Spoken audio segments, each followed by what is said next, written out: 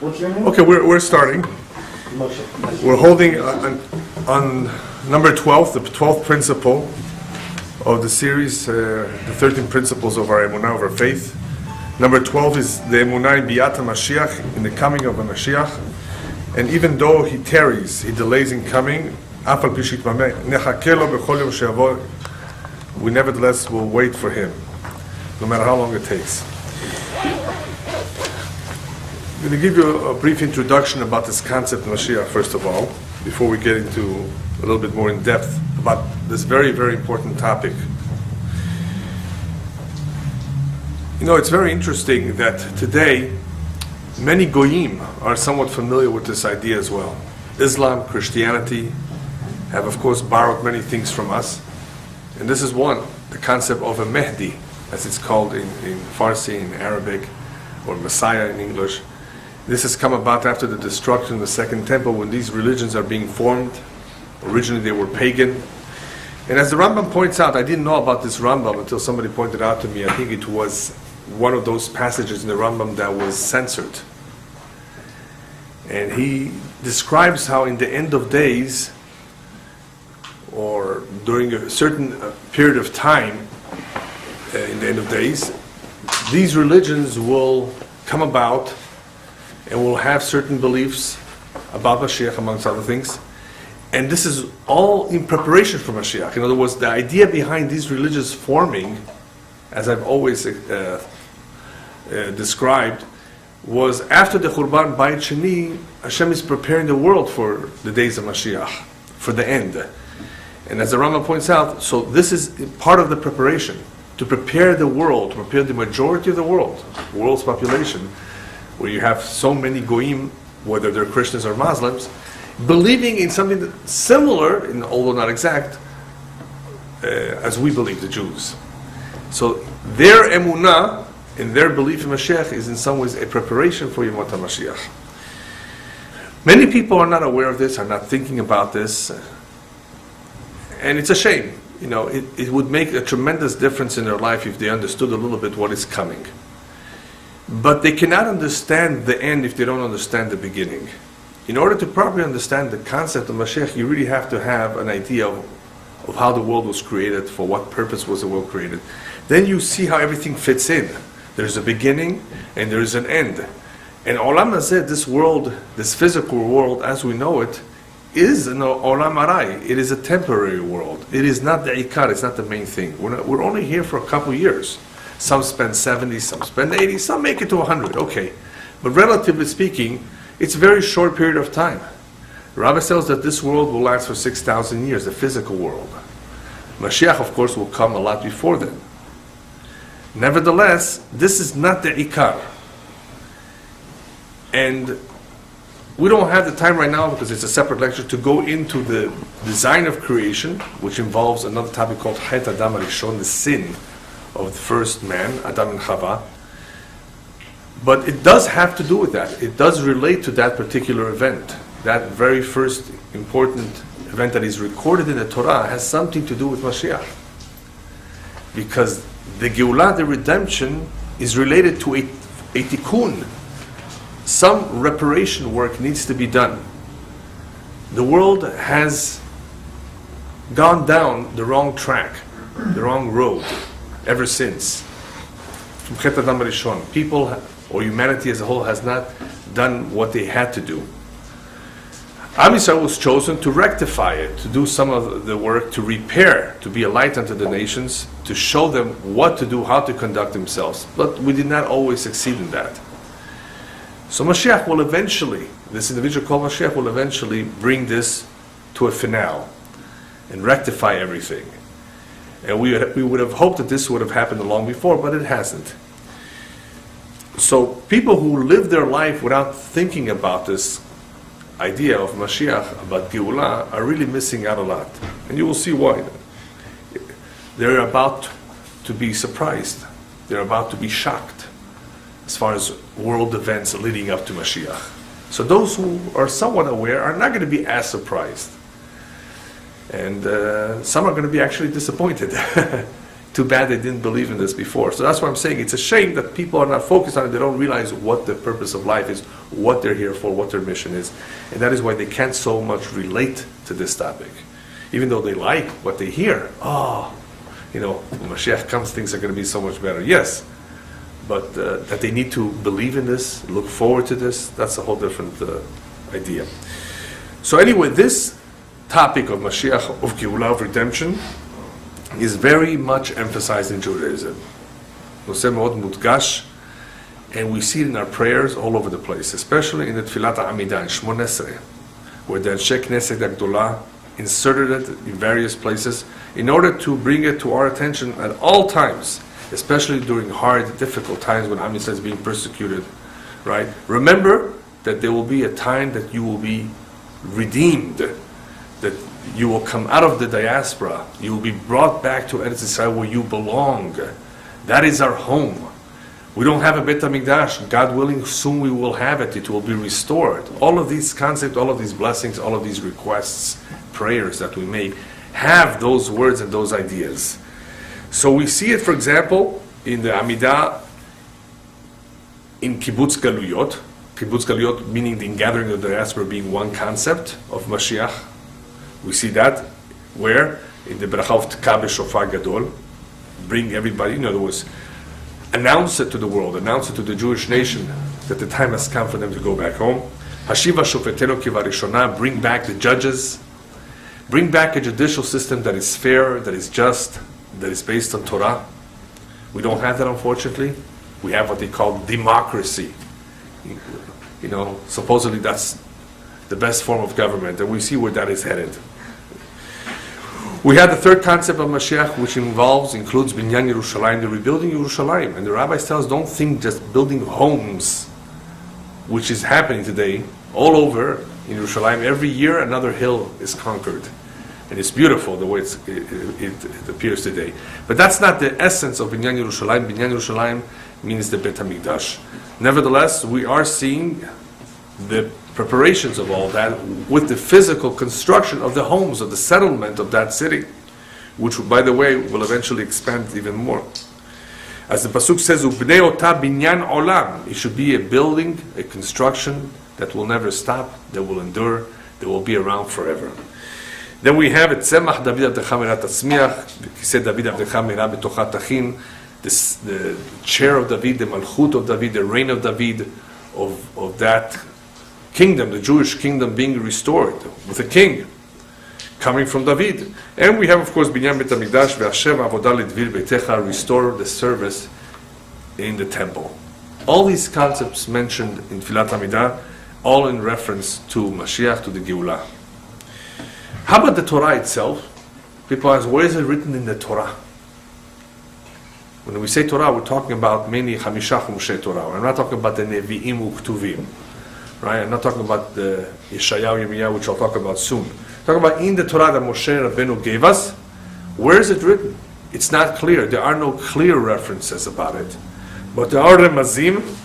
In the remazim, the hints, the insinuations about Mashiach are in reference to something called Acharit Hayamim. So there is a mention of Acharit Hayamim in the end of days. And there are various Pesukim. Whether Yaakov Avinu is talking about it, in telling his children about it right before he passes away, about what will be with them. Whether Bil'am is saying prophecy about it in Parshat Balak, or in the other Parshiot, Moshe Rabbeinu says what will be in the future. So he does refer to this time as the end of days. The end of days meaning that there will be something major that will happen in the end of days. That there will be a Mashiach, there will be a Geulah, but it's not so clear as it is in the prophets. Why isn't it made a lot clearer? There are various explanations. The simple explanation is that there's so much information going into that era, called the Messianic era.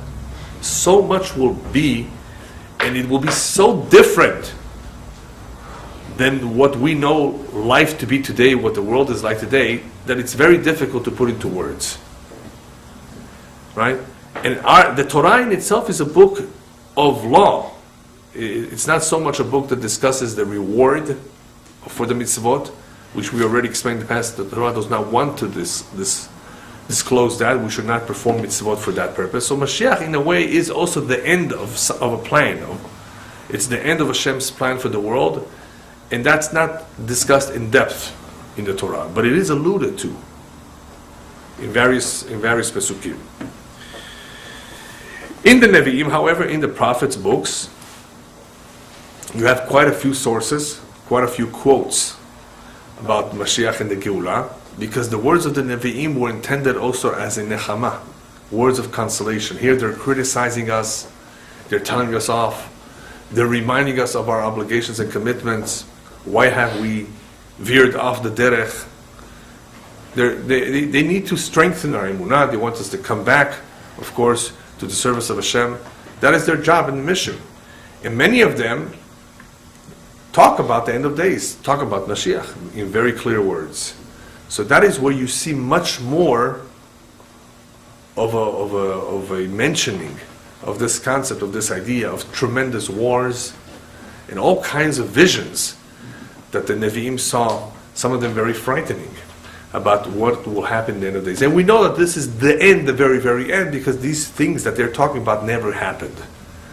Things that they talked about that happened, we know they happened already, where there was a destruction of the first temple or second temple, or all kinds of other things that will be with Am Yisrael. They're beyond us. They have already occurred. We have the advantage of looking back several thousand years now. I mean, we're in the year 5771. That is, 1900 and almost 43 years, 1943 years from the destruction of the temple, of the second temple. It will be by Tisha B'Av. Hopefully there won't be a Tisha B'Av. Mm-hmm. But we're almost 2,000 years in Galut, in this long diaspora. So we're able to look back and we know a lot of what has transpired. And we know what has yet to happen, which they talk about, which has not happened. Okay, so this is something we're all looking forward to. And the name of this individual that we're looking for is called Mashiach. What's Mashiach? Mashiach means Mashuach. He's anointed. The kings were anointed. Kohanim were anointed. To anoint someone was to, of course, elevate him to this very important status, position that he has. It was something of a sanctification of his job. And that is why Mashiach is called that, because he will be a king. And that is why the word Mashiach is Mashiach, even though he's also called the Goel, the David, the Redeemer.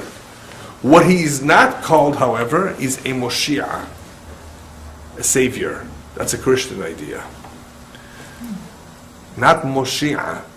Hashem Moshiach et Israel. Hashem saves Am Yisrael. The Mashiach is a Goel. He's a Redeemer. Just like Moshe Rabbeinu redeemed or took them out of exile of Egypt, so does this Mashiach do. I mean, he does various other things, but he's not a Moshiach. Christians, of course, have a whole different idea of who this Mashiach is.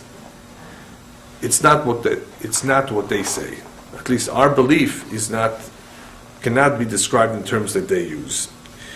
What do we know about Mashiach? The important conditions of who he will be, who he needs to be, is that he has to be Mizar'o shel David, he has to be from the seed of David. As it says in Yirmiyahu, Vakimoti leDavid semach tzadik. The Pesukim are very clear. He comes from David HaMelech. The second idea behind this Mashiach individual is that we see from Pesukim and the Nevi'im that he is described as an observant, orthodox Jew, keeps the mitzvot. It says, Ve'aricho b'yirat Hashem in Yeshayahu, that he will be God-fearing. And various other words to describe that this is a man who is observant, who's a tzaddik, who's God-fearing. And he will be a shofet tzedek, he will be a judge, a righteous judge. As a king, he will carry out the law according to the standards of the Torah, not reform. Right?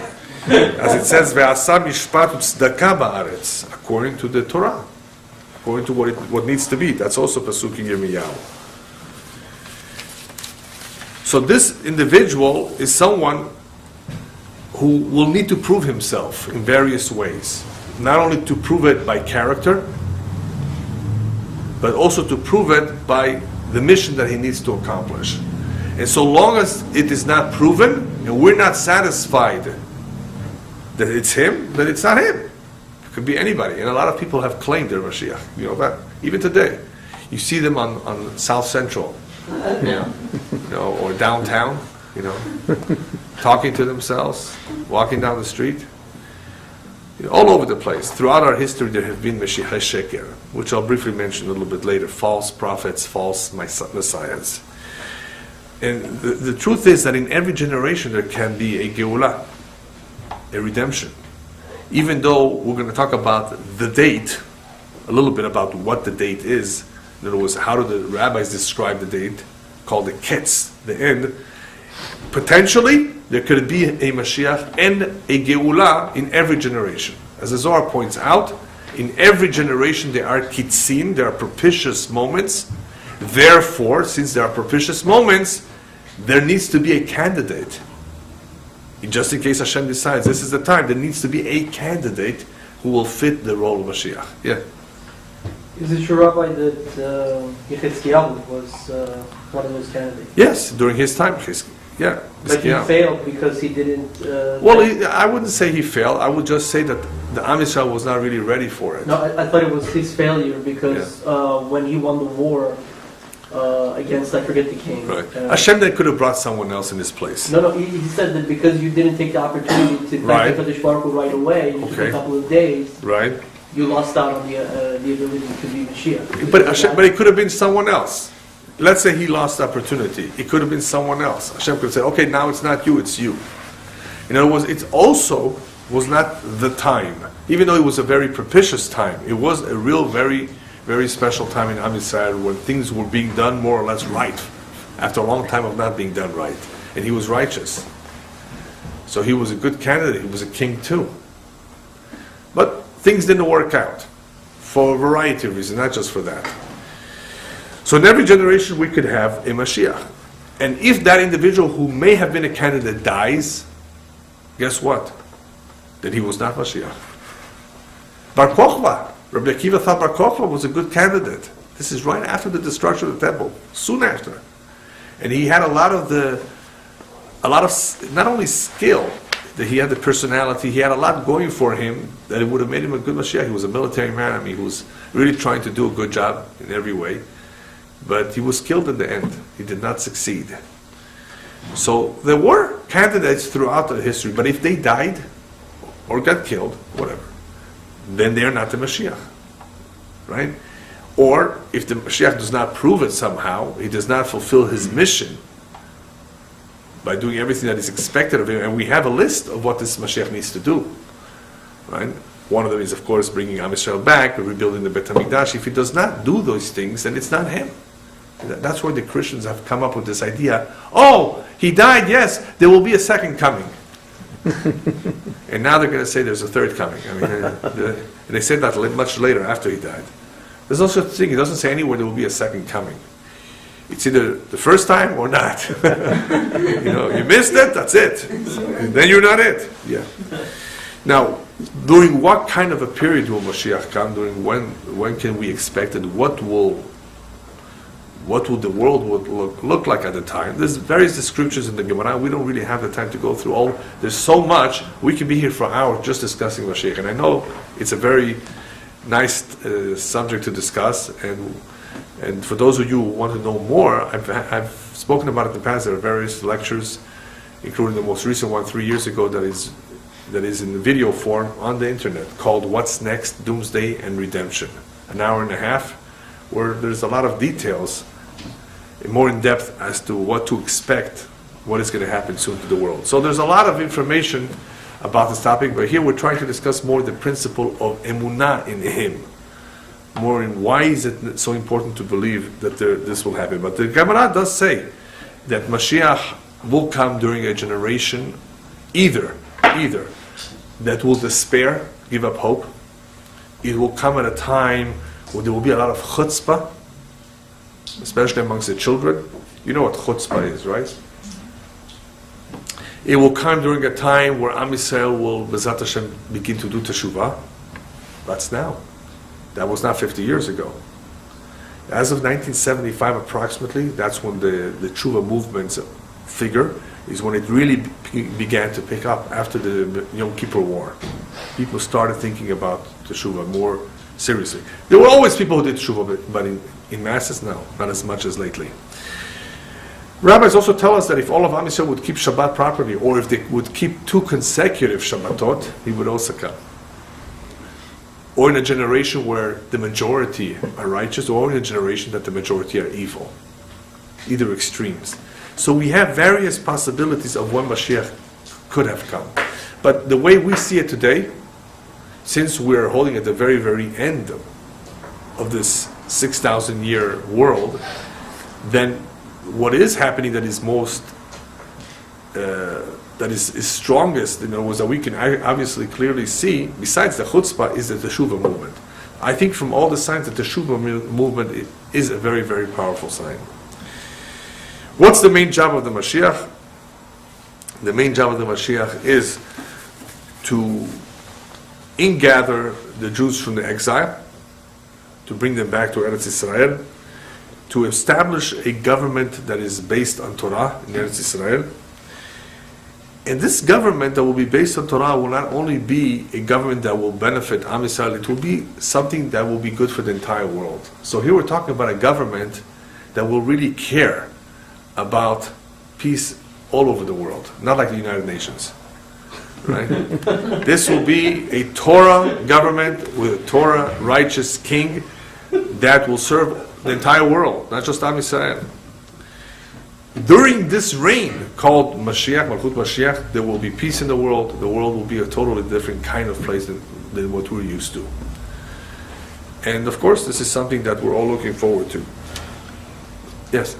Is it true that HaKadosh Baruch Hu will also get rid of the Satan, which is also... Yeah, right. Yeah, there are many things that will happen because as far as the Satan, there's a period called Yemot HaMashiach. So you asked a good question.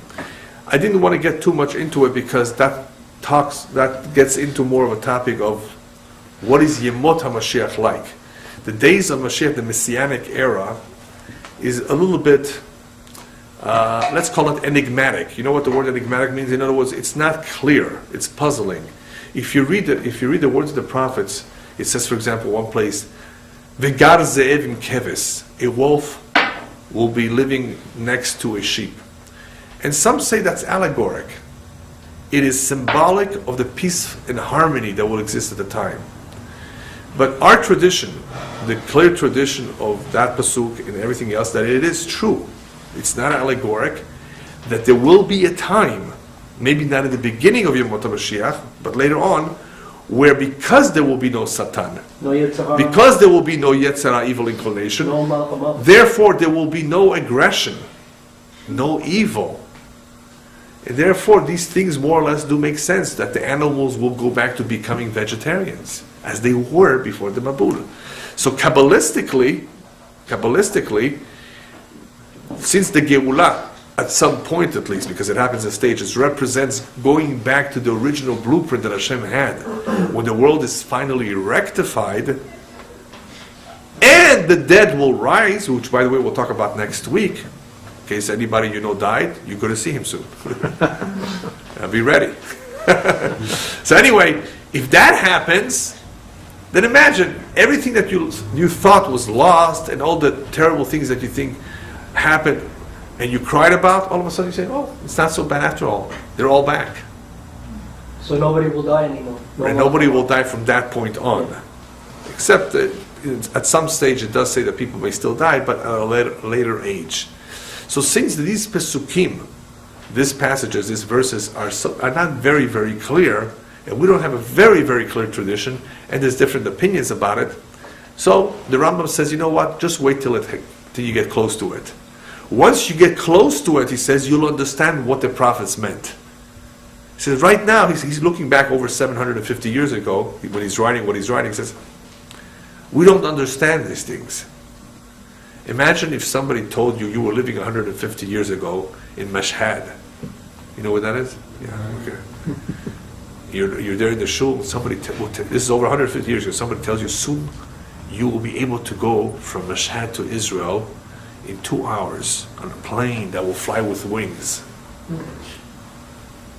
You would look at him, what? 2 hours? Right? How could that be? Yeah, but today it's possible to go from Mashhad to Israel in a little over 2 hours. From Tehran to Israel, it's 1,000 miles. And to Mashhad, it's another few hundred miles. So approximately, 2 hours or so, 2.5 hours. And a regular plane, that is. You can go faster, You wouldn't believe it. So imagine during the day of the Rambam. Now, big tzaddikim had Ruach HaKodesh, they were able to see things into the future. But most of them did not, see in that, at least not in that kind of a detail, what will be. The world has very, very much changed from what it was 200 years ago, even what it was 50 years ago. But at least 50 years ago, so we had back then phones that we had to do this, when we had to dial. Today it's digital, you have your phone and your camera and they call it iPod, I don't know about these things, but you can see everything, you can GPS and drive, satellites. I mean, today, even 10 years ago is different what it is today. Really? Today we have something called the internet. Look back 20 years ago when you were still in school or whatever. 20 years ago, internet? I mean, it was just about, it did come out, the concept was there around, but what people do today, through the internet. You do all your shopping on the internet, and they deliver it to your front door. You order something from Bosnia. I guess from Bosnia you can order too, no? From anywhere you want, you can order it, right? It's an incredible world today, and this is nothing compared to what will be when Mashiach comes. Because if Mashiach represents a rectification of the world, where all the evil is eliminated, and you only have goodness, so you have a lot of blessing. And we have no idea what a lot of blessing means. So that's why it's such a different kind of world that we don't fully understand the enormity of it until it will be. So the Rambam says, wait till you get close to it, then you will understand it better. But to better understand what, in answer to your question about the removal of the Satan, the Yetzer Hara, it turns out that even though there's different opinions about Mashiach's days not being too different than today, except for the reign of a king, and obviously going back to land, it appears to be that there are different stages. So initially, the first stage of Mashiach is when we go back to Israel, the life is similar to the way we know it today, except there's no taxation, no wars. We have a king, little by little we have a Bet HaMikdash. Later on there's Tchiyat HaMetim, right? So there's stages. So the stage of no Satan, of everything being so beautiful and harmonious, appears to be a little bit later into it, not right away. Anyway, just to finish up with the introduction. For those of you who are interested in the sources in the Nevi'im, I have a list here of all the sources that are Jewish, that are certainly talking about Mashiach, whether they're in Yeshayahu, Yirmiyahu, Yecheskel, Osea, Micha, Tzefania, Zechariah, and Daniel. Pretty much, there are reliable sources that you can check out where the Pesukim are talking about Mashiach. The reason why I tell you about these sources is because the Christians have their own sources, and those sources are usually not, many times they're not referring to the real Mashiach. They're referring, or they're trying to fit it in to their guy. You know who? JJ? Mr. Jones. Yeah, whatever his name is. Anyway, so it has nothing to do with our Mashiach. They're trying to force it into the text. And of course, they're totally nonsense. There are books that were written to disprove them. There are websites that talk about it. Don't fall into the trap to believe what they're saying because it's baseless. It has nothing to do with our tradition, and you can easily disprove it. This emunah, HaMashiach, is not only a special emunah for every generation that came before us, it's especially important for our generation because this is the generation of B'ezrat Hashem HaMashiach. So for us, this topic makes even more sense. It is more important than ever. Okay, so this was all an introduction. Now let's talk a little bit about the principle itself, that we need to believe. It's an important belief in Mashiach, that he will come, he will redeem, part of this belief is that we believe this every day, not just once a year. We believe this every day, that we look forward to it, and that this Mashiach will have an advantage over other kings. It will be different. With all this belief, we're still told to be careful not to try to figure out a date, because we may be disappointed. It may turn out not to be true. So don't try to figure out a date. Unless you're saying that this is a propitious time, like the Zohar says, this is a possible date, that's different. But to give an exact date, one has to be very careful. And a lot of people are trying to give exact dates. We cannot do that. Nobody knows the exact date. And you'll see why. There's different kinds of kitzim, different kinds of times that he can come. But one of the questions that are raised is, in this emunah, in this belief that in Mashiach, it says that when one goes upstairs, they will ask him, Tzipita Lishua. This is one of the questions they ask you when you head upstairs. Did you learn Torah? Did you conduct business honestly? Tzipita Lishua. Tzipita means did you look forward? Did you anticipate it? Why don't they ask you, did you wait for him? What's tzipita? Tzipiya means to long for it. To look forward to it because you're longing for it. You want it so much. That's much more important than waiting, because waiting, everybody waits. I have time, I wait. Tzipita really shows a lot. It means you care about this. This is important. You long for it. You know what people are longing for these days? They're waiting for and longing for their income tax refund. After January, until after April, if they're getting taxes back, they're checking the mailbox.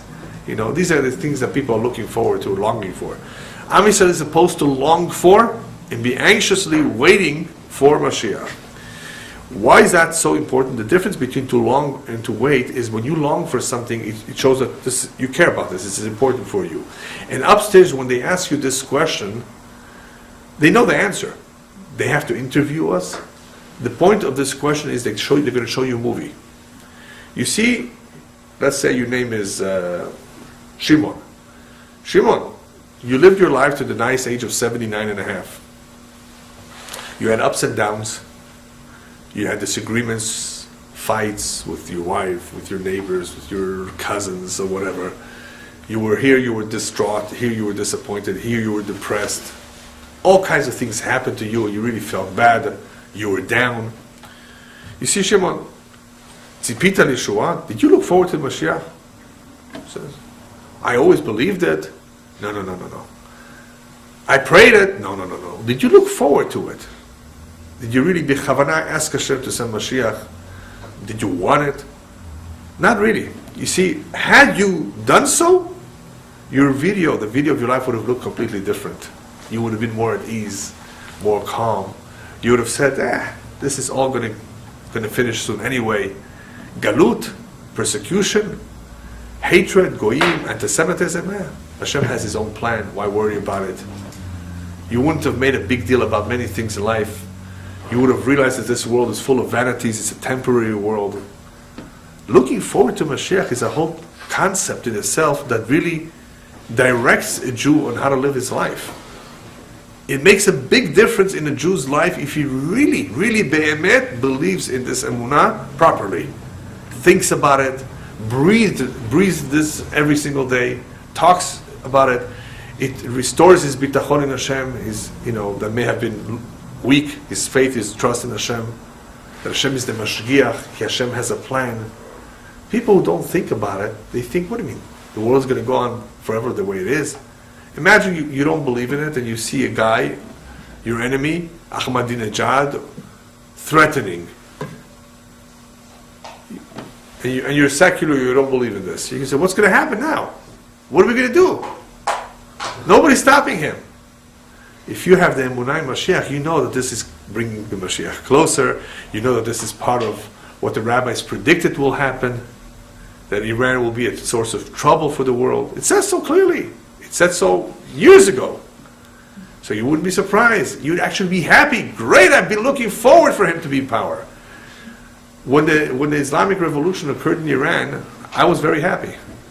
This is over 30 years ago. I was in the yeshiva. And because before it happened, I had told people, as long as the Shah is in power, Mashiach is not coming yet. I said, Mashiach B'ezrat Hashem can come any day, if Hashem wills it so. But if we're to go according to nature, according to the strict order of things, the way that is described in the Midrash and in the Nevi'im, Iran is supposed to be a major source of trouble in the whole world. Before Mashiach comes, they are supposed to be a major role. When you had a Shine Power, you had 2 flights to Israel, I think, every week. It was good times. Israel even helped Iran to build, I think, various infrastructure there. Did you travel then to? No, you didn't go there. Yeah, people traveled all the time. No country. I mean, it was Muslim. So what? So I said, as long as he's in power, nothing's happened. As soon as the revolution began, I said to people, you see, now get ready for your suitcase. Now it could happen because you could have fanatics run the country, and fanatics can do anything. Hashem uses fanatics to carry out his wishes, not normal people. Normal people to carry out crazy things. It doesn't work like that. You need somebody not normal. So you got to put him in power. So now we have it. Now, even though this is over 30 years ago, Mashiach doesn't come just like that. It needs to build up. Look what's happening in Egypt now. Look what happened in Tunisia. There's a lot of commotions, Islamophobia.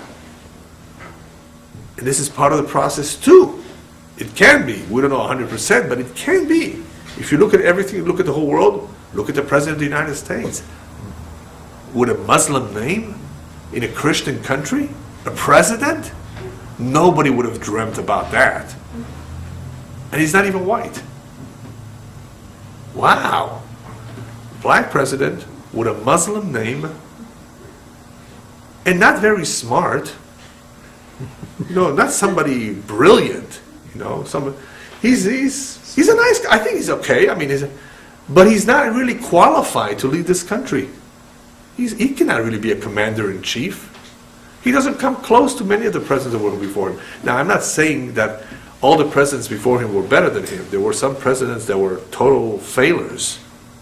And I'm not going to tell you, no, you don't know most of them because we're talking about years ago. I'm not talking about the recent ones. I'm talking about real failures that somehow they got voted. There was Mazamish, everything's Me'ashamayim.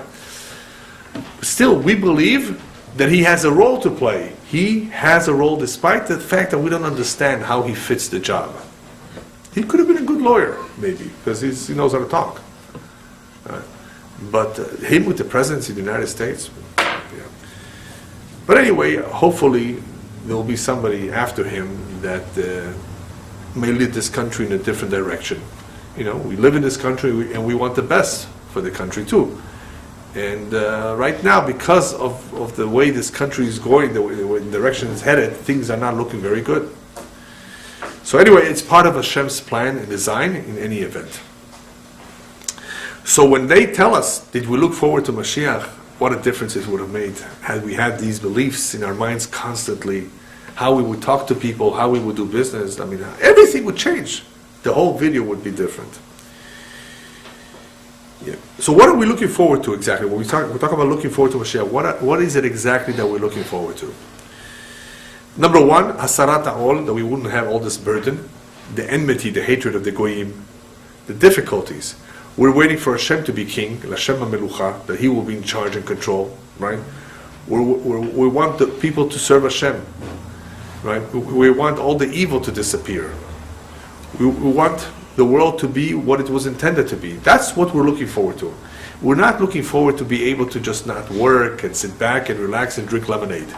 And that's not what it's about. Mashiach, you're going to sit back and just enjoy the scene. No, it's a period of time where the world will be able to serve Hashem in unison, not all kinds of cultures and beliefs and religions and machloket and right and arguments.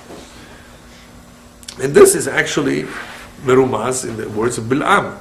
In Bil'am, who happens to be a non-Jewish prophet, actually describes a little bit in his nevuah and as well in Parshat Nitzavim, it is mentioned that this is exactly what will happen at the time when Mashiach comes. That the world will be a completely different kind of place than what it is today. And that there has to be a Geulah. There has to be redemption. The world cannot continue to just go this way. It doesn't make sense. It's about to explode. It's about to fall apart, economically and in other ways too. It's disintegrating.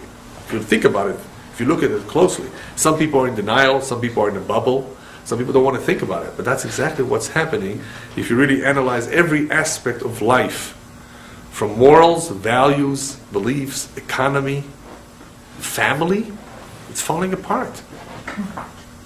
Remember the families that used to eat together at the same time, spend time together, the doors were left unlocked, right? People were much more generous and welcoming. Go to any country today. It doesn't have to be the United States, even in Iran. Isn't Iran different today than what it was 50 years ago? The way people were to each other. I'm not talking about traffic now, congestion. I'm talking about people in general. The calmness, the way people handle themselves. Today people are more in a rush, people are more tense. People are struggling, even though life in some ways is easier. We have microwaves, we have dishwashers, we have wash machines. You know how hard they used to work in the olden days? Do everything by hand. But they were happier. They had less, they were happier. Today we have more, and we're not as happy. In other words, something is happening in the world, something is wrong. And where is this all leading? It's not becoming any better. So we know logically that Mashiach has to come, a redemption needs to occur. How will we know that he has come? This Mashiach, we spoke about it in the introduction, that he has to prove it to him, to the world. I'm just going to quote you a little bit about it from the Rambam in the Chot Melachim, chapter 11. That if there will be an individual, Mibet David, from the house of David, that studies Torah, osek b'mitzvot, ke David, like David his father, and he will force Am Yisrael to go in the right derech, and he will fight the wars of Hashem, then he's potentially Mashiach. Potentially. If he did and succeeded in all his undertakings, and he built the Bet HaMikdash, and he gathered all of Am Yisrael, then he's Mashiach B'vadai. So the Rambam approximately clarifies this tradition of what we should be expecting from this individual. If we see all these signs in this individual, we will know. But we will not know until he has done everything, if he in fact is the man. Yes? Yes, but Shlomo HaMelech did all these things. He fought the wars of Hashem. He built the Bet HaMikdash. He led the people to serve Hashem. Right. Why is it that Shlomo HaMelech was not Mashiach? Tell me, is all of Am Yisrael back then? There was no galut, right? There was no galut. We're talking about a period of time where Am Yisrael will come out of an exile. At that time, the majority of them are living in Israel already. For Mashiach to come right then and there is a little bit early in the process. That's number one. Number two, remember, I said before, Mashiach is not only for Am Yisrael; it's for the entire world. The world did not change because of Shlomo Melech.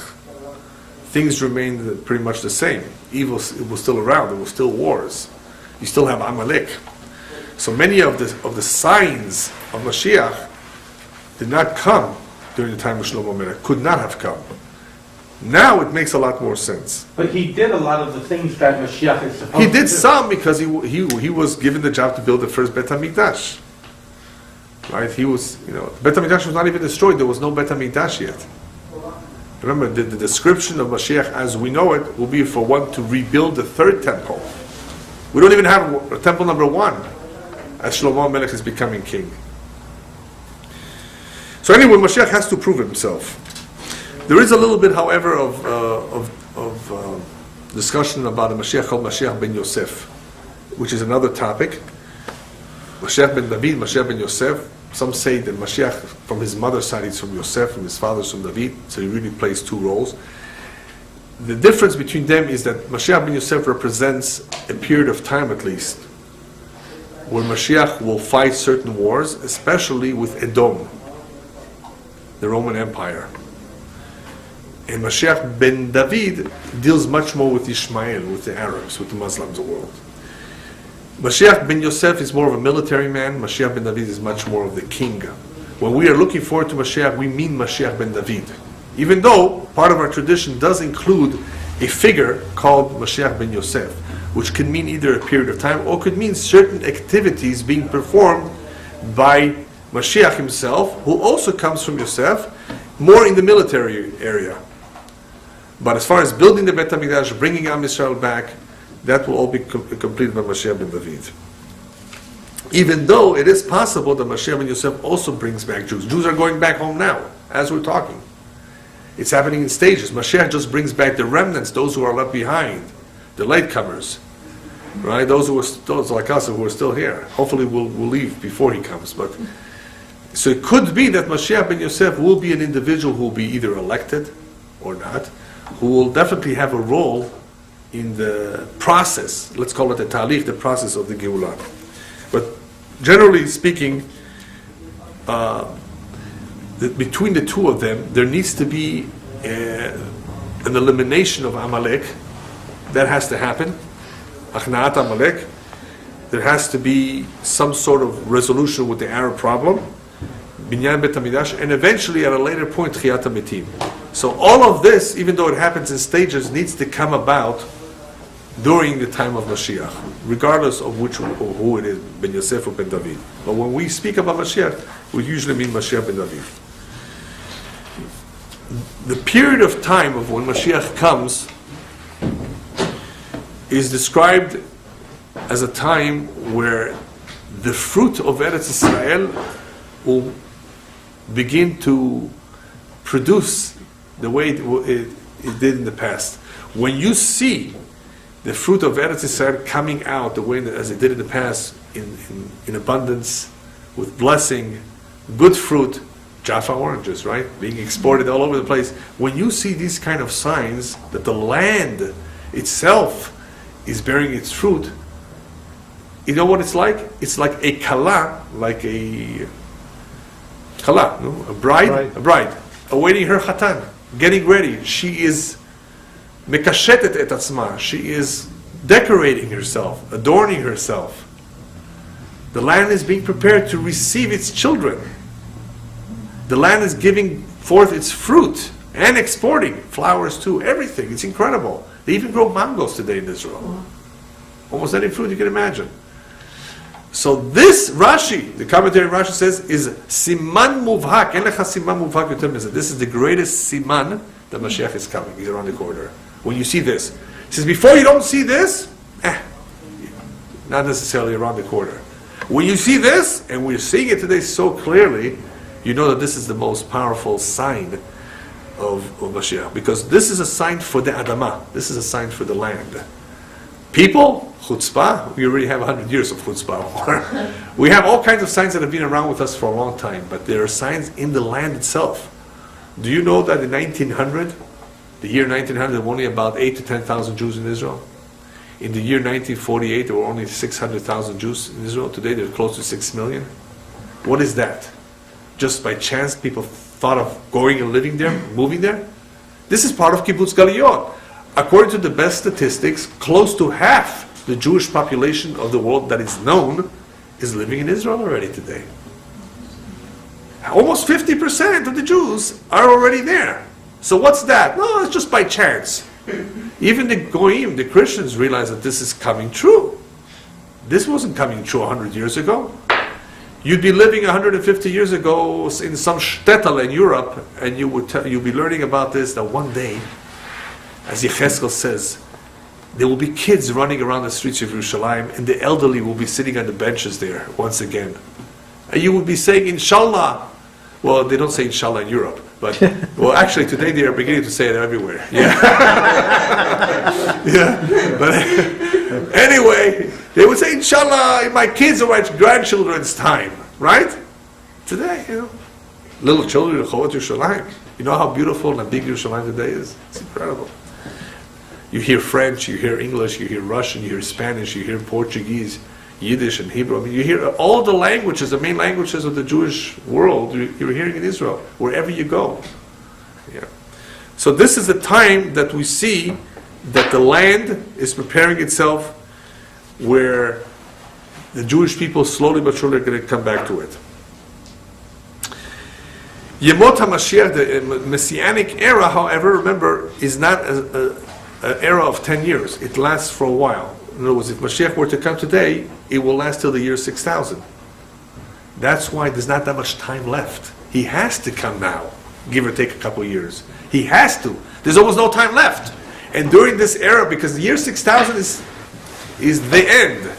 It's finito la commedia, as we say. Yeah. It's all finished. Right? It's Olam Haba. Even though some say Olam Haba is after Mashiach, the real Olam Haba is a spiritual world after the year 6000. From what happens from now till the end of the year 6000 is called Yemot HaMashiach, the Messianic era. It's a much better world. It's a world where the Guf will come back. We'll talk about that next week. The Guf has to come back because the Guf worked hard to perform mitzvot too. It needs to be rewarded.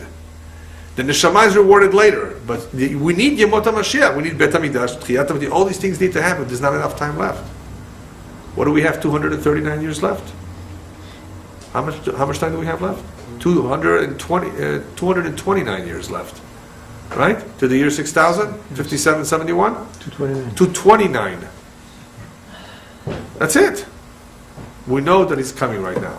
Had you been living 500 years ago during the time of the Inquisition, things were bad, and we were hoping then too, Mashiach should come, and he may be able to, he may come.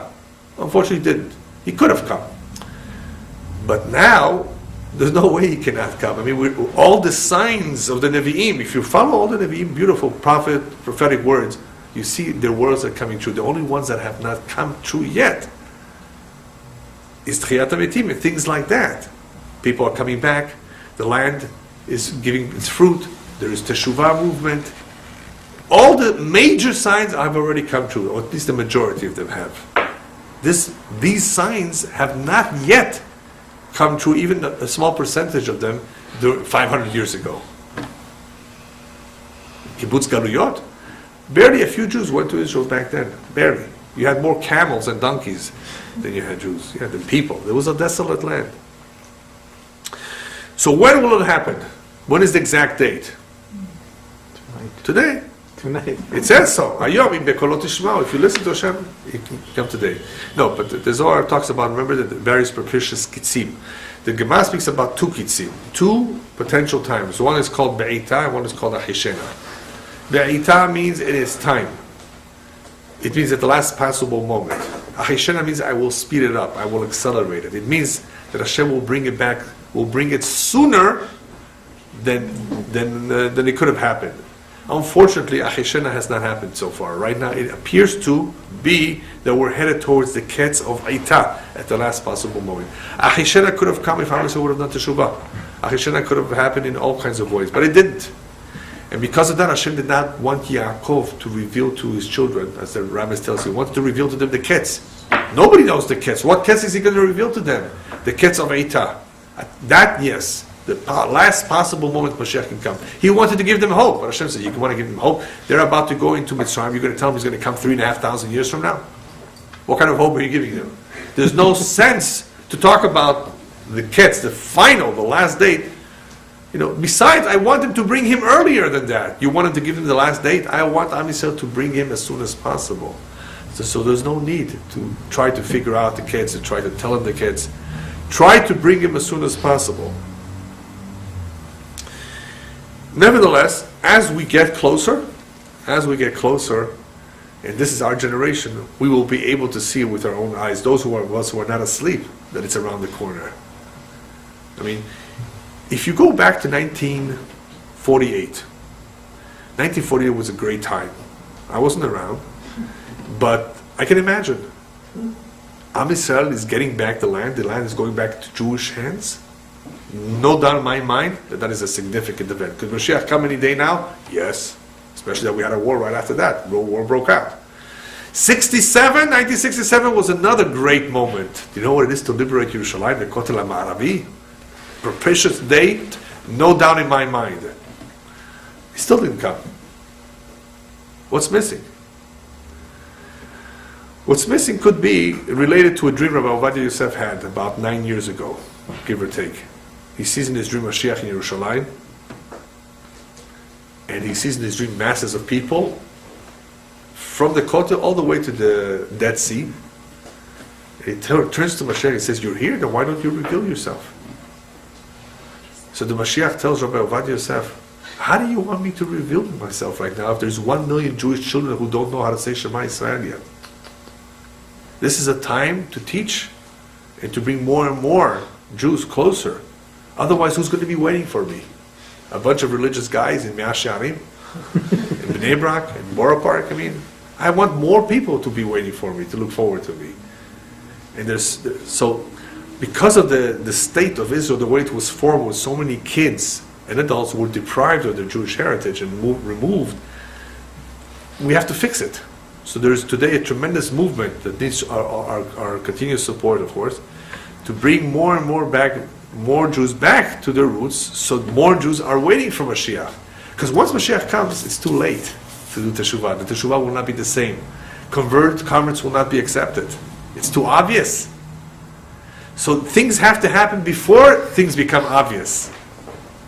And once it becomes obvious, it's too late. So what does Hashem want to do?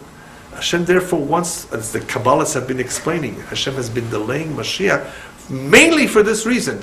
A few more Jews to do Teshuvah. And we're seeing thousands and perhaps hundreds of thousands of Jews coming back to their faith, some more, some less, but many of them are coming and becoming stronger and more attached to Judaism. Had Mashiach come 20 years ago, they would have missed out. So there's no doubt in my mind that there's a lot of truth in what the Kabbalists are saying. That is at least part of the reason of why Hashem has delayed it. Give a few more Jews the chance to come back to the Yahadut, to what their grandparents all believed. They all believed it once upon a time, but it was taken away from them. Give them a chance so they will be able to look forward to Mashiach as well. How will this begin? We say in the Tefillah, it's in the Tehillim, Bonei Yerushalayim, Nidchei Yisrael Yechanes, Harofel Lishvur Lev, U'mechabesh La'atzev Otam. So we have the stages of the building of Yerushalayim. It's happening. We have the stage of the ingathering of the diaspora, and after that, the Bet HaMikdash and Tchiyat HaMetim. There may be different opinions a little bit about the order, but we're seeing this happening. We're seeing the building of Eretz Yisrael and Yerushalayim. The infrastructure is being built, the roads. They just made a new airport. Some of you may have been there recently, a couple of years ago. It's a brand new, big airport in Israel. You don't land anymore and go outside on the tarmac, on the runway. You go into a sleeve, like here in America. A complete big airport. What for? You think they made it because they want to show off? That's what they think, maybe. But it's really for Mashiach. Hashem says, I need a new airport because I'm having mass immigration coming from Russia and from America. These Americans are about to leave. With the economy going down the drain, Americans are about to leave. South Americans are about to come. Everybody's coming. Big airports, jumbo planes. Boeing is making a new airport. You think they're making it to make money? Yeah, that's what they think. They're making it for Mashiach. Even though after Mashiach comes, we may not need those airplanes. But there's no doubt in the world that all the Goyim, including Sony, yeah, the Japanese, Koreans, they're all doing something that could be related to the coming of Mashiach. There's no doubt about it. They're doing it for themselves, but Hashem has other things in mind. Yeah? The greatest sign, however, I want to emphasize is Teshuvah.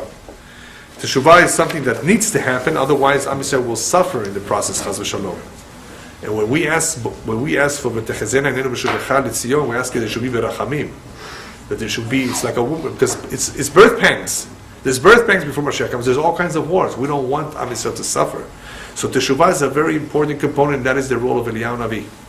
Eliyahu Navi, they say, is going to come before Mashiach. His spirit is around with us, and that is what is stirring up Am Yisrael to do Teshuvah. Teshuvah is a very important component. Otherwise, even if Mashiach comes, we don't want a C-section. A C-section is painful. We want it to be a natural birth. And for that to come, there needs to be Teshuvah. Nevertheless, there will be major events in the world. Major events and upheavals in the world in the form of natural events, earthquakes, tsunamis, floods. You know that a third of Australia is flooded? We're not talking about a small section. We're talking about a section that's bigger than Germany and France combined. You have no idea what's going on there. And we know these things don't happen just for nothing. There's no such thing as mikra. Everything is be'ashgacha. All kinds of events. World War I, World War II, all the Israeli wars. What is this all for? A great deal of it is to awaken us to do Teshuvah. It may happen in North and South Korea, but it's still related to us. A lot of the events are happening to awaken us with Teshuvah. Some events, however, are nekama b'goyim. Some of the events that will occur and are happening are revenge of the goyim who were evildoers. We may not have a good long memory, but Hashem remembers what they did. And therefore, many things that happen, we feel bad. We're not happy when people die. Don't get me wrong. We're very sad for people when they lose their life. They're human beings. But nevertheless, Hashem has a different cheshbon. There's the attribute of justice that needs to take everything into account. And many of the things that will happen and have happened in the world on a major scale have to do with nekama b'goyim. So there's no doubt that the final war of Milchemet Gog uMagog, which is yet to happen in some fashion, we don't know in what fashion because it depends if you hold by the opinion that Hashem already scattered it over World War I or World War II, then hopefully we won't feel the pain of it too much. But we do know that a great major war will still happen because that is the way Amalek is eliminated. You know when they were talking about the Nazis about the final solution? Remember that? They didn't realize that they're talking about themselves. They are the final solution. They are. Hashem needs to eliminate Amalek because that is the source of all evil. That is where it's all. Even though Amalek is all over the world, today he's scattered. He has ambassadors everywhere, but the main nation that is responsible for all the evil is still the one area. And even though Roman Empire is related to Amalek because it's Edom and Amalek, they're all going to come soon together against Yerushalayim. If they don't come on their own, Hashem brings them out. Hashem brings them out because Hashem wants to prove to them, I'm the boss. I'm going to fight this war not with F-15s and F-16s and F-35s and all these things, smart missiles. It's going to be real smart missiles, but mishamayim. You know, all kinds of makot like the Egyptians got. What for? So the people should not say, oh, it's a coincidence. The weather is El Niño and La Niña, right? And these major earthquakes is the San Andreas fault. You know, it's interesting. San Andreas fault. Why is it called a fault? Because they're going to fault it. You know, even though a fault is a fault, a geological crack, but they're going to say it's fault. You know, it's the fault of the San Andreas that we're having the earthquake here. That has nothing to do with that. When people lose their life and their homes collapse, it has nothing to do with just earth movements by themselves. Amabit la'aretz v'ter'ad, the pasuk says, Hashem looks down, the world shakes. World shakes. It's because Hashem wanted it to shake for all kinds of reasons. However, right before Mashiach comes, there will be major events that have not occurred yet. And the reason for that is because Hashem wants to prove it, that this is not an act of nature. Just in case people are still going to think it's an act of nature, all of a sudden say, oh no. Like the Egyptian says, Etz ba'Elokim here. As soon as they got lice, for some reason the lice really bothered them. You know, they were so, this cannot be magic. This cannot be an act of nature. This is only Etz ba'Elokim. This is Min HaShamayim. So the Goyim have to see this. They have to be convinced once and for all that Hashem is behind the scenes. So part of the reason of Gog uMagog is to eliminate Amalek. So in the process of that war, however he comes, all the evil will disappear. Until then, there's still a little bit of a struggle with Ishmael. It's called a mini galut, that we will have to deal with Arabs. Before the state of Israel, we didn't have to deal with them. A little bit here, Jews lived in those countries, Iraq, and depending who the mufti was, depending on who the sheikh was, depending on who the sultan was, if he was kind to the Jews, they were okay. We suffered much more in the Catholic countries. But right before Mashiach comes, time of Rashi, time of the Ramban. Yeah, sure, the Crusades, sure. We suffered much more. That's what there was a saying that the rabbi said, Tahat Ishmael velo Tahat Edom. I'd rather be under the Muslim rule, not under the Christian rule. We suffered a lot more under the Christian rule. Nevertheless, before Mashiach comes, as Pirkei de Rav Eliezer brings out, all the Midrashim in the Zohar speaks about it, there will be trouble with Arabs. Who would think that we'd have so much trouble? And it's because they have an achizah, they have a connection to the land of Eretz Yisrael. They're circumcised. And they have some merit that it has terminated. Their merit has terminated ever since the Turks lost control over the land. The Turks lost control and it went to the British. And the British gave it back to the Jews. We could not take it directly from the Turks. The Jew could not take it directly from Ishmael. They're competing. Had we been completely observant religious, then of course, things would have been different already by now. But because of our low level of spirituality at the time, it had to go through the British. But they lost it. Now they're in their last moments of, whatever you want to call it, goses as it's called in the Hebrew. before something dies completely, it still, has some life to it. And they're causing us trouble. They're causing us trouble because, we're not as high as we should be. Once Am Yisrael, of course, elevates itself to a certain point, then that Galut of Ishmael will also come to an end. The reason, however, just want to finish with why it's been so difficult in the past century for Am Yisrael, especially World War I, World War II, and all the Israeli wars. The main reason for all the loss of life perhaps can be described with the following mashal. I think it's the Magid Medubna, I'm not sure. He brings it down somewhere as follows. There was once a widow who wanted to marry a widower that wanted to marry a widow. He liked her and he made plans, but he found out that she has major debts. She was a businesswoman and she had major debts. He says, listen, I'll marry you on one condition, that you eliminate your debts. I want a clean credit. I don't want to take your debts. That's it. That's a normal condition to ask. Normal request to ask. Get rid of your debts. You want me, right? And I want you. Let's set a date. Get rid of your debts by this date. And she said, okay. It didn't happen. She pushed off anybody who came to her, collected money. She said, I don't have. Somebody else, she told, the check is in the mail.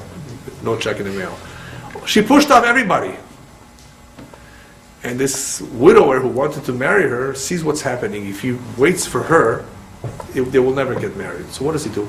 He thought of the following plan. I'm going to get all the debtors together. He makes a big meeting. He says, listen guys, you're all going to jump on her on one day. You can all come to her office and collect there and there what she owes you. Altogether, she will not be able to, resist it, the pressure. And they did so, and they collected. Baruch Hashem, she's debt free, so they got married. In their honeymoon, at their honeymoon, the husband tells his wife, you know what, it was my idea. Your idea? You're the one that sent them? How dare you do that? How cruel! How nasty! He says, I did it for the two of us. Had I just left you alone, we've never gotten married. Don't you realize it was for our benefit? It was for the good that I sent it you. You're clean now. Hashem sees that we're not fixing our own sins. We're not doing teshuvah for them. And Hashem wants to marry us, get back together with us. It's not happening. We push him off. We say, mañana we'll do teshuvah. So Hashem gangs up all the debtors, the Holocaust, all that tzarot together, one after another, generation after generation, go collect the debts. Those painful events, the pain and suffering of those wars, is all to collect debts. And once the debts are collected, Hashem says, now you're clean. I'm the one that did it. I sent them. You sent them. How could you do something like that to us? You, the God, the all-merciful God, I want to marry you. I want to get back with you. Don't you realize that it's for your good? Only then we will realize that all the difficulties and hardships that we had, the wars, the pain, the loss of life, served the purpose. We would have preferred that it would not be like that, of course. It's very, very hard to see or to hear in the news that somebody lost his life, and it's all connected to this. Anyway, how far are we from the actual Geulah? I think the best description is what Shlomo Melech tells us in Shir HaShirim, Mi zot hanishkafa kemo shachar, yafa kalevana, baraka hama, ayuma kanidgalot. He says, Mashiach will come like the sun rises. When the sun rises, it first doesn't rise all of a sudden like that. It's too much light. Kemo shachar, like the morning star. A little bit of light. Right? Then it becomes yafa kalevana. It's shinier like the moon, the light of the moon. Then it becomes baraka hama, then it becomes clear like the sun. In other words, it will come in stages, and in the beginning when it comes, it will not be so obvious because it will be like the light of the shachar, or the dawn. Right now, it is already like baraka hama, almost. It's yafaka levana at least. It's shining. We're seeing all the simanim coming true. I mean, just look at Israel, for those who are paying attention, that is. Yeah. Anyway, so what do we need to do? What do we need to do in order to be able to be a witness to this? In order to be zocheh, to have the merit to go to Eretz Yisrael? What do we need to do? Because not everybody will be zocheh. According to Daniel, 2/3 of the world will disappear in the process. So what do we need to do? I think that to sum it up, the best thing that a Jew can do today, even though there are various pieces of advice, is to be involved in chesed, acts of kindness, learn Torah, of course, and be very careful, extra careful with Lashon Hara, and sinat chinam, because that's brought the destruction of the temple. And we want to rectify that the problem of divisiveness and the Lashon Hara and Beis Hased should not be with us. So anybody who's involved in the wrong things may not be Zocheh to see Mashiach. You want to therefore do the right things to hopefully have the merit to see him. Anybody who's around the time when Mashiach comes, you need a special ticket. You need, not everybody, even though the people who were before us were much greater, so it's strange, they're not going to see him. Don't worry about it. They have good seats up there from where they can see him too. But it's their hard work that is allowing us to be able to experience it. But even then, we cannot go through the entire thing without having some zechut. So the zechuyot, the best zechuyot, the most powerful zechuyot, is to influence others to do teshuvah, to be charitable, to help other people, and to, of course, beg for this and to ask for it in the prayer. I remember my grandfather. We are descended from the Rebbe of Chechenov on one side. And my grandfather remembers that when he was young, he was able to see, this is his great-grandfather, or great-great-uncle I should say, he had a special horse, a wagon, just for Mashiach, to go into it to receive Mashiach. Big Tzaddikim have made a special suit just to greet Mashiach. I prepared a suitcase. I tell the kids, here, this is the suit Mashiach of scooter. We just get up, take it with us as soon as we hear he comes. People have to have this feeling that he can come any moment. People have to long for it. And these are ma'asim, simple ma'asim deeds that bring it to our attention and excite us. Whether it was a wagon and a horse, prepare an Audi, an Audi, or some other car, a Toyota, whatever you want. This is right. It doesn't have to be a car. Prepare yourself. Do something, or at least in the prayer, look forward to it. Ask Hashem that He should come now, that we should merit it. This prayer, along with all the zechuyot, B'ezrat Hashem, will definitely serve us. That we should be the one, our generation, that should live to see Vaya Hashem lemelech al kol haaretz bayom hahu yeh Hashem echad u'shmo echad. Amen.